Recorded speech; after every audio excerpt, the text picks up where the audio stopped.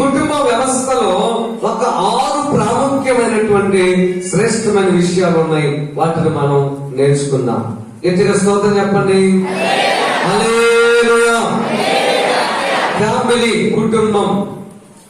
ఒక్కొక్క అక్షరం గురించి నేను మీకు చెప్తాను ఈరోజు. ఫ్యామిలీ అని రాసుకోండి. FAMILY. దాన్ని ఏమంటారు? ఫ్యామిలీ ఈక్వల్ టు కుటుంబం. ఫ్యామిలీ. నెంబర్ 1 అక్షరం F. F అంటే కుటుంబంలో ఒకరి పట్ల ఒకరికి ఉండవలసింది ఫెయిత్ఫుల్నెస్. ఏం చెప్పండి? ఫెయిత్ఫుల్నెస్ అంటే ఎవరు చెప్తారు? ఫెయిత్ఫుల్నెస్ అంటే నమ్మకత్వం. ఎవరు చెప్పారు మొత్తానికి? నమ్మకత్వం. నమ్మకత్వం అంటే ఏంటి అర్థం? భార్య భర్తకు నమ్మకంగా ఉండవలెను, భర్త భార్యకు నమ్మకంగా ఉండవలెను. సెకండ్ ఫ్యామిలీ నమ్మకత్వం కాదు. ఇల్లీగల్ కాంట్రాక్ట్ నమ్మకత్వం కాదు. సెకండ్ ఫ్యామిలీ అయితే చెప్పండి. రెండో భార్యను అంగీకరించేది కాదు వాక్యం. రెండవ భర్తను అంగీకరించేది కాదు వాక్యం. ఇది నమ్మకత్వము కాదు. తర్వాత ఒకసారి మేము నర్సరాట్లో ఉన్నప్పుడు ఒక పక్క ఎదురింటి ఆమె వచ్చింది మా దగ్గరికి. వచ్చి అమ్మ పాస్టర్ గారు, మరి ఒక వస్తువు ఉంది, ఇది కొంచెం మీ దగ్గర దాచిపెట్టమ్మా. అమ్మ ఎందుకు? మీకు ఇల్లు ఉంది కదా, మీ ఎదురే కదా మీ ఇల్లు అని అడిగింది. అట్లా కాదు, నా భర్తకు తెలియకూడదు, అందుకే. నమ్మకత్వం అంటారా? అది ఎవరి కోసం అన్నావు ఆ వస్తువు? నీ భర్త కొరకు, నీ బిడ్డల కోసము నీవు ఆ వస్తువుని తీసుకున్నావు. ఇన్స్టాల్మెంట్ లో తీసుకున్నావు. నీ భర్తకు చెప్పు, వద్దంటే మానేసాయి, కావాలని కోరిక ఉంటే ఆయన ఒప్పించు, బ్రతిమలాడు, కాళ్ళు పట్టుకో, గడ్డ పట్టుకో, నీ ప్రయత్నం మీద నువ్వు చెయ్యి.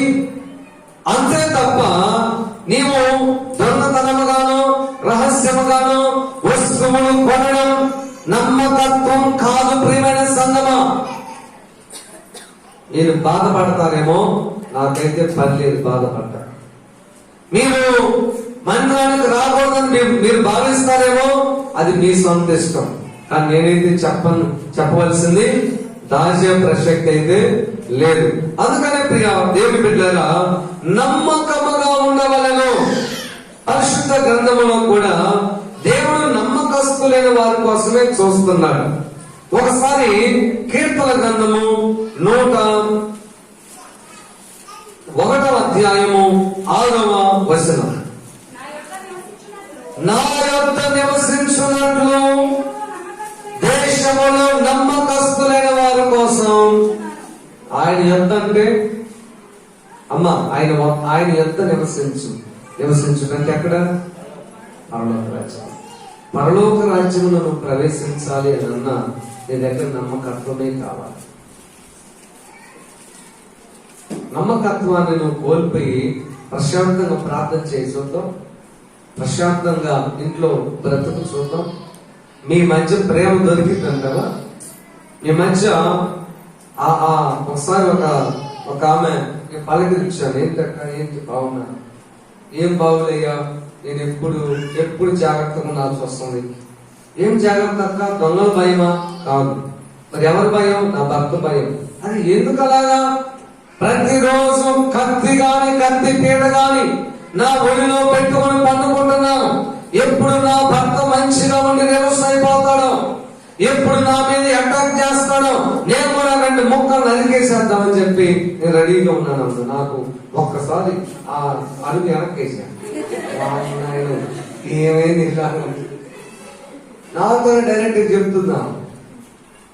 నమ్మకత్వమా అంటే ఎక్కడో వాళ్ళిద్దరు నమ్మకత్వాన్ని కోల్పోయారు కాబట్టి వాళ్ళిద్దరు మంచి అసమాధానం వచ్చింది, ప్రేమలు లేవు, ఒకరి మీద ఒకరికి ఇష్టాలు పోయి, కోపాలు పెరిగినాయి.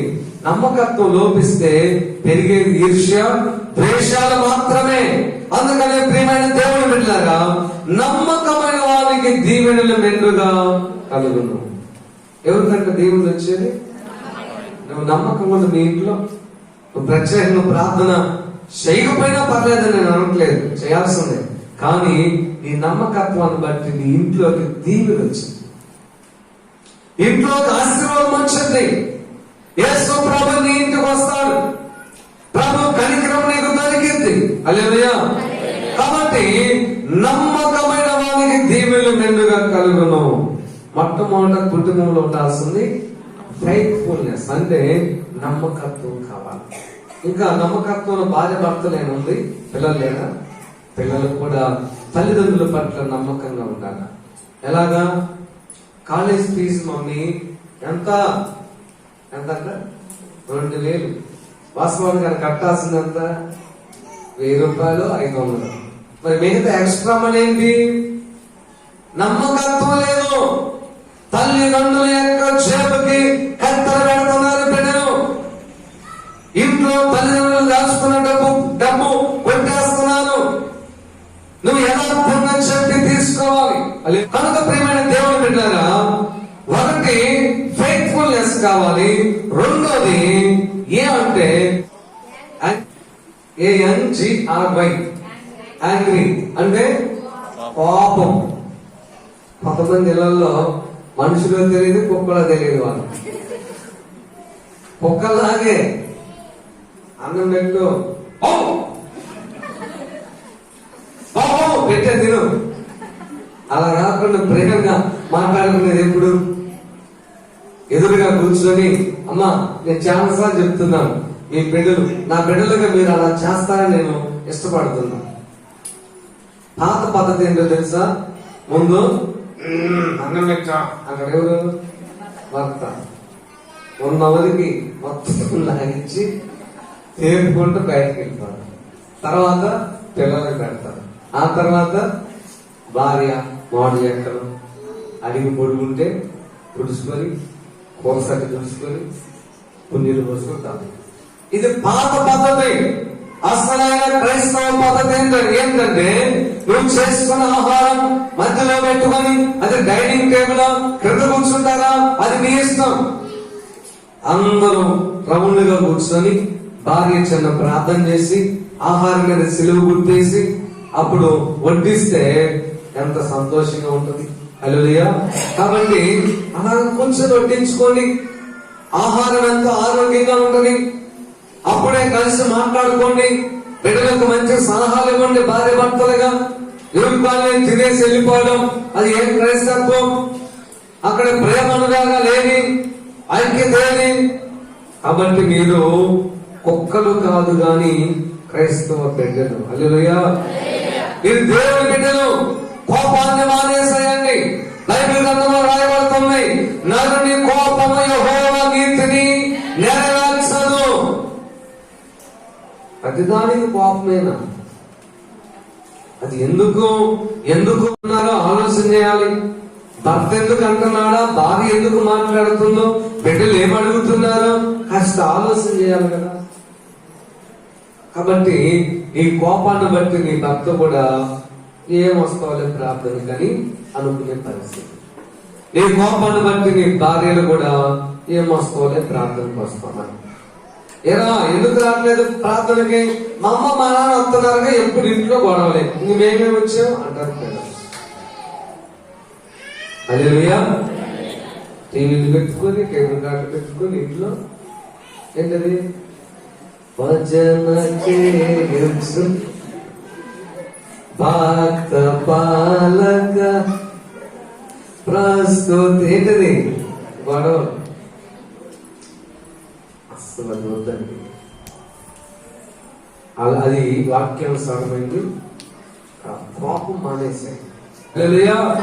కోపములో కత్తిపోటు లాంటి మాటలు మాట్లాడతాం. చావరాదు, బాయిలో దూకరాదు, ఎక్కడన్నా పోరాదు. కత్తిపోటు లాంటి మాట. నాకెందుకు దొరికావు నువ్వు, నిన్నెందుకు కట్టుకున్నాను నేను, కత్తిపోటు లాంటి మాట. ఎప్పుడు అలాగా ఒకరినొకరు గాయపరుచుకునేటువంటి కత్తిపోటు లాంటి మాటలు ఈ నోట రాకూడదు. కనుక ప్రియమైన సంగమా, కోపాన్ని నీవు మానుకోము. బైబిల్ ఒక మాట ఉంది, కోపము మానము, ఆగ్రహమును విడిచిపెట్టుము. హల్లెలూయా. కాబట్టి ఒకటి ఫెయిత్ఫుల్నెస్, రెండు యాంగ్రీ అంటే కోపం, మూడోది ఎం అంటే దానికి అనుకూలంగా ఉంటుంది మౌత్ నోరు. అది ఇందాక ఒక మాట చెప్పదలుచుకొని ఆపేశాను నేను, ఎందుకంటే తర్వాత ఉందని చెప్పి ఒక ఫ్యామిలీ ఉన్నారని చెప్పానుగా. ఆ ఫ్యామిలీ అంట కొత్తగా పెళ్లి చేసుకున్నారంట. పెళ్లి చేసుకుని 3 పువ్వులు 6 కాయల జీవితం ఉండాలని చెప్పి ప్రమాణాల మధ్య కుటుంబ జీవితాన్ని ప్రారంభించారు. ఒక 6 నెలలకే పాస్టర్ గారికి ఫోన్ చేశారు. ఎన్ని నెలలకమ్మా చెప్పాలి, గట్టిగా స్తోత్రం చెప్పడం ఒకసారి. 6 నెలలకే పాస్టర్ గారికి ఫోన్ చేశారు. ఫోన్ చేసి, పాస్టర్ గారండి పెళ్లి చేసింది మీరేగా? నేనేనయ్యా.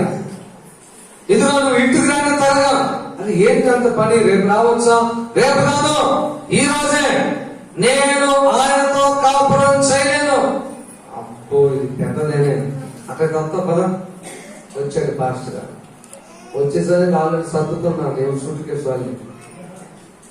సూట్ కేసు సర్దుకుని అటు ఒక ఇటు ఒకరు పడవరు మాకు, ఇంకొకరు ఉత్తరం పెట్టారండి మాకు.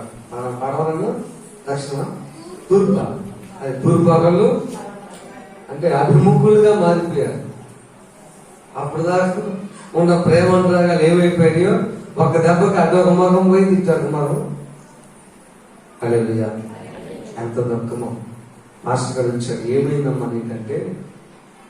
ఆమె చాడబారతం అని చెప్పింది, ఈయన కూడా చాడబారతం అని చెప్పాడు. ఇదంతా కాదు అని చెప్పి ఆ విషయం అంత అర్థమైపోయింది ఆయనకి. అర్థమైపోయి అన్నాడంట, అమ్మ రేపు ఇంటికి అడగరా, నీకు ఒక మందు ఇస్తాను, ఆ మందు ఉపయోగించు, నీ కుటుంబం కట్టబడిందని చెప్పాడు.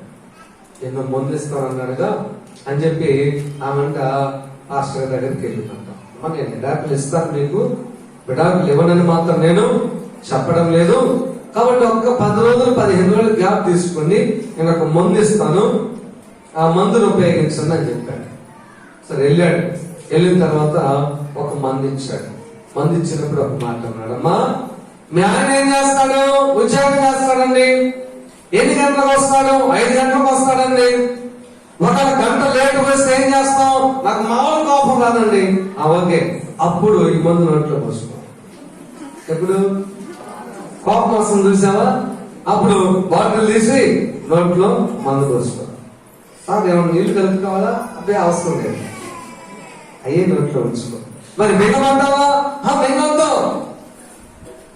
అలాగే నోట్లో ఉంచుకోను. ఆ యొక్క మందుని అలాగే నోట్లో పెట్టుకో. సరే ఎప్పుడు మింగాలి? మీ ఆయనకి నీళ్లు తోడు, తర్వాత టవల్ అందించి స్నానం చేసిన తర్వాత భోజనం పెట్టు. ఆ భోజనం పెట్టేటప్పుడు మింగేసి ఇక ఇద్దరు కలిసి భోజనం చేయండి. ఈలో మీ ఆయన ఏమన్నాడా? సమాధానం చెప్పద్దు. ఇంకేమన్నా ఏంటి ఉప్పు ఎక్కువైంది ఏమన్నమాక, నీళ్ళంటే ఇంకొంచెం కాగితే బాగుండేది ఏమన్నమాక, ఇల్లు శుభ్రం చేయలేదు, సోఫా ఎందుకు కడగలేదు, అసలేం మాట్లాడబాక. నోట్లో ముందు అట్లా ఉంచుకో. 2 రోజులు అయితే 3వ రోజు భర్త ఆలోచన చేస్తున్నాడు, ఏంటబ్బా గయ్యాలి కాస్త మౌనంగా ఉండిపోయింది, కొద్దిగా ఆలస్యం అయితే ఒప్పు కాదు, అక్కడ ఏం చేస్తున్నాం ఇక్కడ ఏం చేస్తున్నాం. అమ్మాయి ఏం చేస్తుందంటే నోట్లో ఎప్పుడైతే ఆ యొక్క మందు పోసుకుందో ఏ గొడవ లేదు ఇంట్లో. అలా తెచ్చిన పండ్లాడు పెడతాడు, తీసుకొని తింటున్నారు, అంత హ్యాపీగా 10 రోజులు గడిచిపోయింది. తర్వాత పాస్టర్ గారు ఫోన్ చేశాడు, ఏమమ్మా రమ్మంటావా కాగితమను పెన్ను తీసుకొని. ఎందుకంటే అంత అవసరం లేదుగా అన్నట్ట. ఎందుకు లేదు అవసరం? విడాకులు అడిగారు కదా, మీరు ఇచ్చిన మందు భలే పని చేసింది పాస్టర్ గారు. ఏంటంటే ఆ మందు మంచి నీళ్ళే.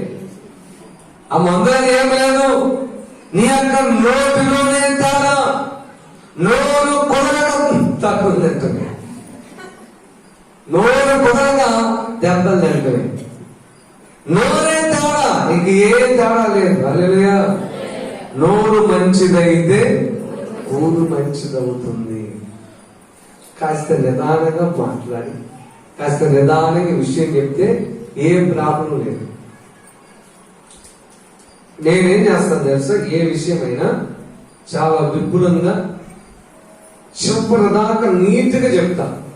ఎవరికైనా అది కుటుంబంలోనైనా బయటైనా వ్యక్తులైనా ఏదైనా విషయం అడిగితే టైం తీసుకుంటాను, నిదానంగా ఉన్నదంతా వాస్తవంగా చెప్తా. అప్పటికి వాళ్ళు ఏం లేదనుకో, అప్పుడు నేను కోపడతానని కాదు, కానీ అప్పుడు చివరిగా నేను చేసేది చేస్తా. ఏంటది చెప్పండి? తీర్మానం తీసుకుంటాను. హల్లెలూయా. కొట్టడమా, విడిచిపెట్టడమా, భవిష్యత్తులో పట్టించుకోకపోవడమా, ఏదో ఒకటి చేస్తాను నేను. అలాగే నీ వంతుగా నీవు సాధ్యమైనంత వరకు ప్రయత్నం చేయాలి, సాధ్యమైనంత వరకు చెప్పాలి. అంతేగాని కోపపడటం అనేది మంచిది కాదు. రెండోది, నీ నోరు నీ బైబిల్ ఒక మాట ఉంది.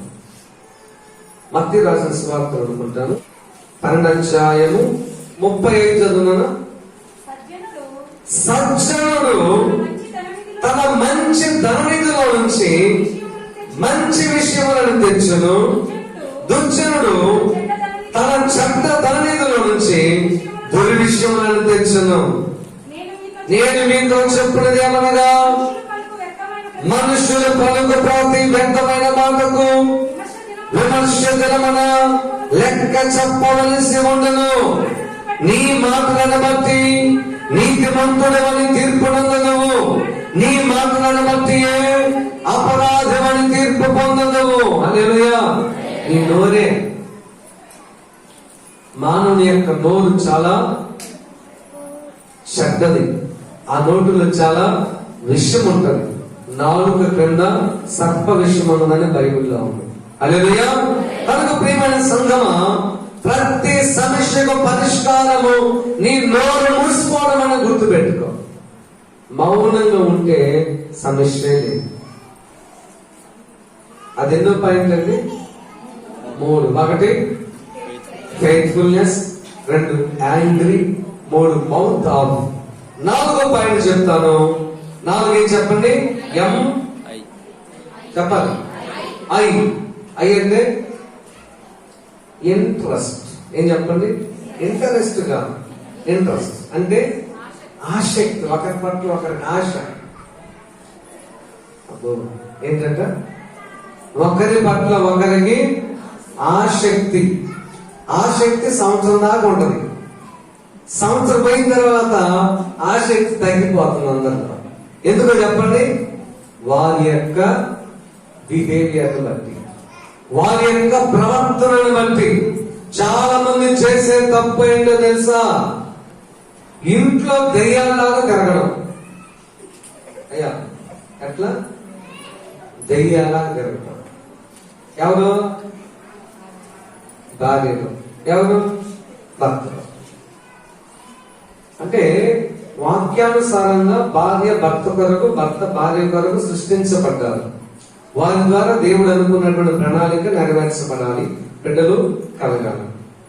కానీ ఎక్కడికన్నా పెళ్లి కంటే చాలు దాల్చిన బట్టలు బయటికి తెస్తావు, నగలు బయటికి తెస్తావు, తర్వాత అబ్బో బ్రహ్మాండంగా రెడీ అవుతావు. ఎవరి కోసం ఇదంతా?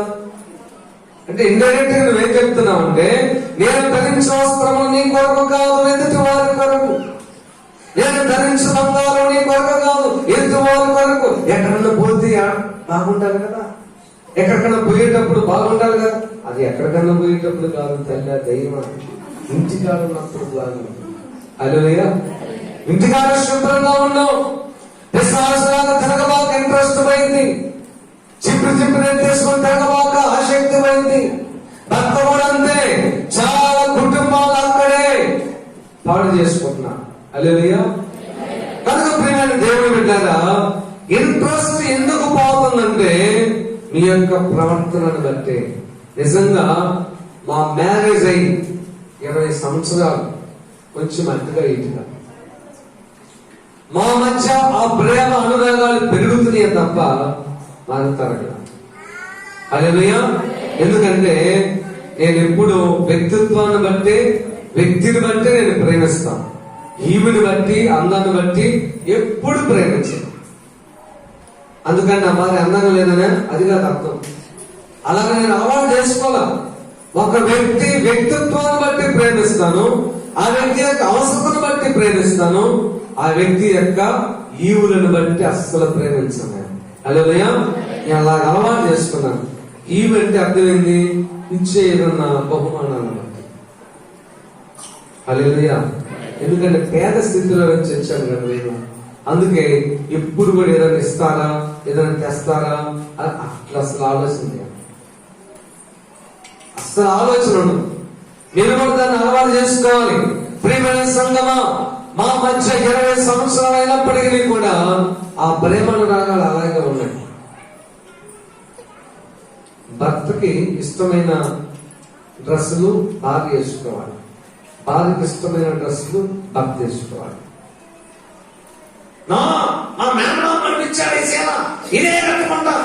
అది వద్దమ్మా, అది నీకు బాగలేదు, నేను ప్రేమతో ఒకటి తెచ్చాను, నాకు ఇది వద్దు. అక్కడ ఏమైంది, భజన చేసి పట్టుకోవాలి. అంత పని ఎందుకు అంత పని ఎందుకు? నీ భర్త ప్రేమతో ఇద్దరు షాపింగ్కి వెళ్ళండి, ఒకరికి ఇష్టమైన ఒకరిని తీసుకోండి. అలాగా మీరు ప్రేమను పెంచుకోవాలి. ఇంట్రెస్ట్. 4వది ఇంట్రెస్ట్ అంటే ఆసక్తి. ఒకరి పట్ల ఒకరి ఆసక్తి కలిగి ఉండాలి. ఆసక్తిని పోగొట్టుకునేటట్లుగా ప్రవర్తించకూడదు. 1 faithfulness, 2 angry, 3 mouth off, 4 interest, 6వది ఎలాంటిది మీకు తెలియదు ఏముంది? అసలు అంత స్పీడ్ చెప్పారు. ఎల్ అంటే ఫ్యామిలీ. ఎల్ అనగా లవ్. లవ్ అనగా ప్రేమ. బైబిల్ గ్రంథంలో రాయబడతా ఉంది, భర్త భార్యను తన సొంత శరీరము వలె ప్రేమించవలెను. చదువుతారు ఒకసారి, తరగతి ముగిస్తాను. ఎఫెసీ పత్రికలోకి రండి ఒకసారి, ఆ ఒక్క మాట చదవండి. ఎఫెసీ పత్రిక 5వ అధ్యాయము 27వ వచనం చదవనమ్మా. 25 కూడా చదువురా. పురుషులారా, మీరును మీ భార్యను ప్రేమించుడి. ఎలాగ ప్రేమించాలంట? 29, తన శరీరమును ద్వేషించిన వాడు ఎవడునూ లేడు. 28 చదువురా. అటువలనే పురుషులు కూడా తమ సొంత శరీరముల వలె. ఏ శరీరం అయ్యా? నీ సొంత శరీరం ఎలాగైతే నువ్వు చూసుకుంటావో, ఈ సొంత శరీరాన్ని భర్త తక్కువ చేయం, పొట్టకు తక్కువ చేయం. పొద్దున్నే టిఫిన్, మధ్యాహ్నం భోజనం, సాయంత్రం స్నాక్స్, ఈవినింగ్ డిన్నర్, మధ్యలో కూల్ డ్రింక్. దేనికి? జనన పొట్టకి. ఎవరికి? మగమహారాజుకు మాత్రమే. మరి ఇంటి దగ్గర భార్యకి మంచినీళ్లు, గంజినీళ్లు, మామిడి చెక్క. ఇదే నీ సొంత శరీరం వల్ల నీ భార్యను ప్రేమించు. మీ మధ్య ఎలాంటి ప్రేమ ఉండాలంటే, సపోజ్ ఒక చిన్న పచ్చే దొరికింది అనుకోండి, నువ్వు ఒక్కదానివే తిని ఆ పరిస్థితి నీకు రాకూడదు. 2 భాగాలు చేసి తినాలనిపించాలి. నేను తినేది నా భార్య కూడా తినాలి, నేను తినేది నా భర్త కూడా తినాలి, నేను తినేది ఇరువురు తినాలి. ఇది కదా దేవుని యొక్క వాక్యానుసారమైన ప్రేమ. ఎవరికి వాళ్ళే, ఎవరి శరీరం భార్యకి తలలోనే ఉండదు, మంచి బట్టలో ఉండవు, ఈయన మాత్రం దర్జాగా ఉంటాడు. ఏందో శుభ్రంగా తయారైనవే, ఇదో పెద్ద దెయ్యం. నేను శుభ్రంగా తయారైనవే, ఇది మంచి కట్టినవే మొత్తానికి.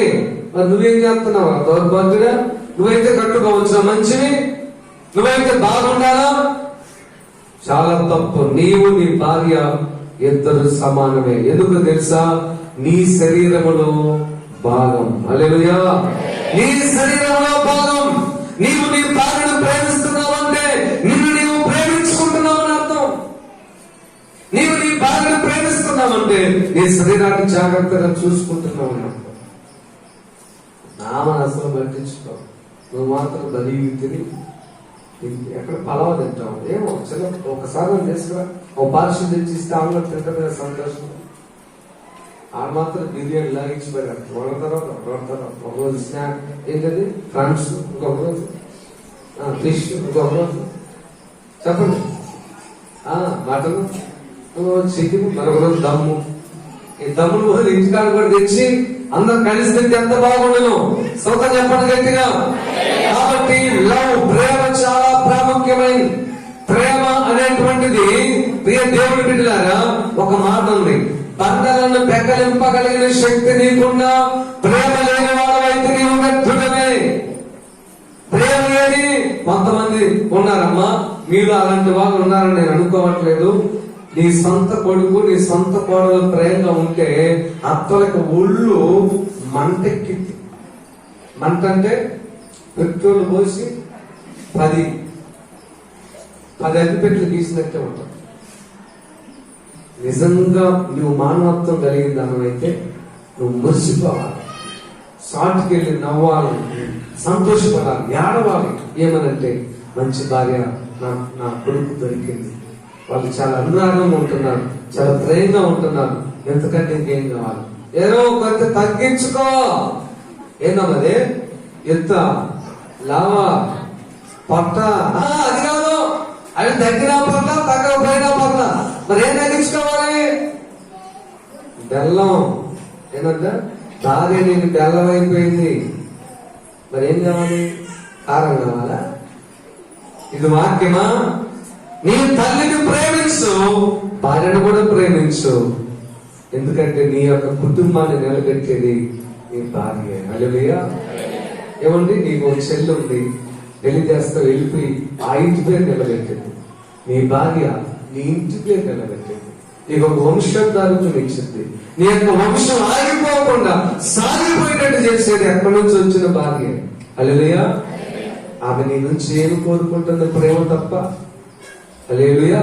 ఆ ప్రేమ అనేటువంటి ఆ వెలికి బంధం ఈ మధ్య ఉండాలని ప్రభు పేరట మనం చేస్తున్నాం. లేస్తున్నా లవి అంటే చెప్తారా? గెస్ చేయండి ఎవరన్నా. వై అంటే ఎవరు చెప్తారు? గెస్ చేయండి చూద్దాం. సమయం వై ఏం చెప్తారు? వై అంటే WHY వై ఏది అని కాదు. వత్తు వై అంటే ఎస్టర్డే అంటే గతించిన దాన్ని జ్ఞాపకం చేసుకోవాలి. హల్లెలూయా. పొత్తు ఊపులు మా పెళ్ళి కొత్త అట్టన్నా ఉందా? అది పెళ్ళి ఎప్పుడూ అయిపోయింది. గతించినటువంటి కాలాన్ని మాటికి ఆ విషయాలు ఎత్తడం అన్నమాట. హల్లెలూయా. ఎస్టర్డే చాలా ప్రాముఖ్యమైనది.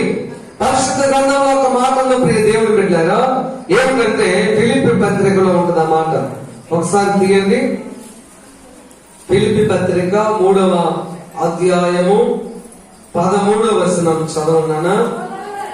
సహోదరులారా, ఇది వరకే తలంచుకొనను, అయితే ఒకటి చేయుచున్నాను, వెనుక ఉన్నది మరచి ముందున్న వాటి కొరకు వేగన పడుచున్నాను. హల్లెలూయా. సొంత గట్టిగా అయిపోయింది. వెనుకున్నవి మరచి ముందున్న వాటి కోసం వేగన పడ్డం. వెనుకటి విషయాలను త్రవ్వుకున్న కొలది నువ్వు ముందుకెళ్ళిపోలేవు ప్రియ నేస్తమా. మాటికి ఆ విషయాలు జ్ఞాపకం చేసుకోవాక. నీ అంత ఏమన్నావు, నీ భర్త ఏమన్నాడు, నీ భార్య ఏమన్నా, నీ తోడు కోడలు ఏమన్నా, కడుపులో తిప్పుతుందంట కొంతమందికి. ఏం తిప్పుతుందంట? హాస్పిటల్ పోతాయి కదా, తిప్పుతుంది. ఏం తిప్పుతుంది? అందుకే నీ గ్యాస్ ట్రబుల్ తగ్గట్లేదు. ఏం తగ్గట్లేదు? గ్యాస్ ట్రబుల్ తగ్గట్లేదు. హల్లెలూయా. హల్లెలూయా. ఎస్టర్డే గతించిన కాలము, నిన్నటి దినము, అది ఈ రోజు కాదు. ఈ రోజు నీకు అక్కర్లేదు. అది దాన్ని వదిలేసి వెనుకున్నవి మరచి. నిన్న నీ భర్త ఏమన్నాడు మర్చిపో. నిన్న నీ భార్య తొందరపాటు ఏమన్నా మర్చిపో. స్తోత్రం చెప్పండి గట్టిగా. ఇంకొక మాట నేను చెప్పి ముగిస్తాను. కొత్తగా పెళ్ళిన దంపతులు, అమ్మాయికి అతనితో కాపురం చేయడం అసలు ఇష్టం లేదు. తల్లిదండ్రుల యొక్క ప్రోత్సాహాన్ని బట్టి ఎందుకు మొత్తాన్ని చేసుకున్న తర్వాత ఎంతగానో అతనికి దూరంగా వెళ్ళిపోవాలని ఆలోచన చేస్తాము. ఆలోచన చేసి పట్టలో ఒక వారం రోజులు వస్తుందంట. అయినా అతను సహించుకుని అలాగే ఉంటాడు. ఒక రోజు కూరలో బాగా ఉప్పేసిందంట, పొడి తెలిపాలంట, కానీ అయినా సహించుకుంటాడు. ఒక రోజు ఉప్పు అసలు లేదంట, ఒక దెబ్బ కొడితే పాలమంట.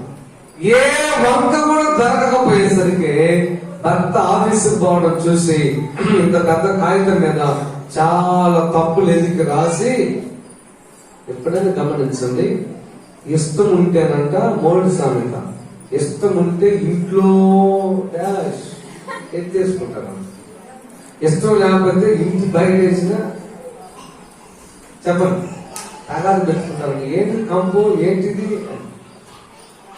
ఇష్టం లేకపోతే ప్రతి విషయాన్ని నువ్వు భూతత్వంలోనే చూస్తావు, పెద్ద కనబడుతుంది. ఇష్టం ఉంటే తీసే అంటే తీసే, అది క్షమించుకోవాలి మనం. అమ్మాయి అంటే ఇంత పెద్ద ఉత్తరం రాసిందంట, రాసి నీళ్ళు ఈ లోపం ఉంది, నీళ్ళు ఈ లోపం ఉంది, నీళ్ళు ఈ లోపం ఉంది, నువ్వు ఆ రోజు ఆ మాట అన్నావు, ఈ రోజు ఈ మాట అన్నావు, మొత్తం రాసి అక్కడ దాని మీద పెట్టి టేబుల్ మీద అడొక బరువు పెట్టి బట్టలు సర్దుకొని వెళ్ళిపోయాడు.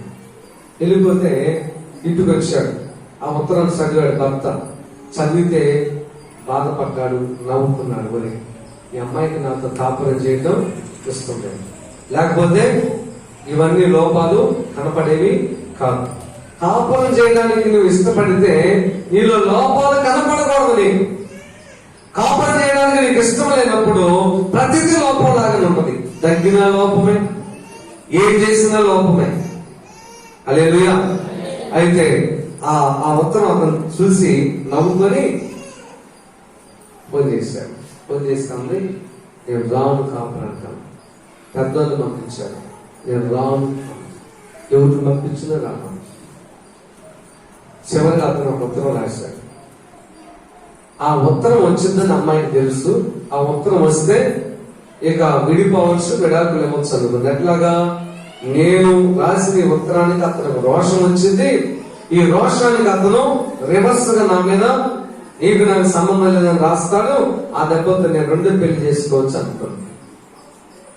ఆ ఉత్తరం రాశాడు అతను, నువ్వు వంటలు చాలా బాగా చేస్తావు, నువ్వు చాలా అందంగా ఉంటావు, నువ్వు బట్టలు ఉతికితే మల్లెపూలు వలే ఉంటాయి. ఈ రీతిగా అన్ని పొగిడి రాసినట్టు మొత్తం మంచిగా. ఆ అమ్మాయి ఏదైతే రివర్స్ రాసిందో దానికి రివర్స్ లో రాశాడు అతను. ఉత్తరం వచ్చింది. వచ్చేసరికి తల్లి అంటుంది, ఏందమ్మా వచ్చావు? అంతేలే, నాకు అతనంటే ఇష్టం లేదు. అట్లా చేయబాకమ్మ, పావాలి కాపురానికి ఏమాత్రం చేయండి.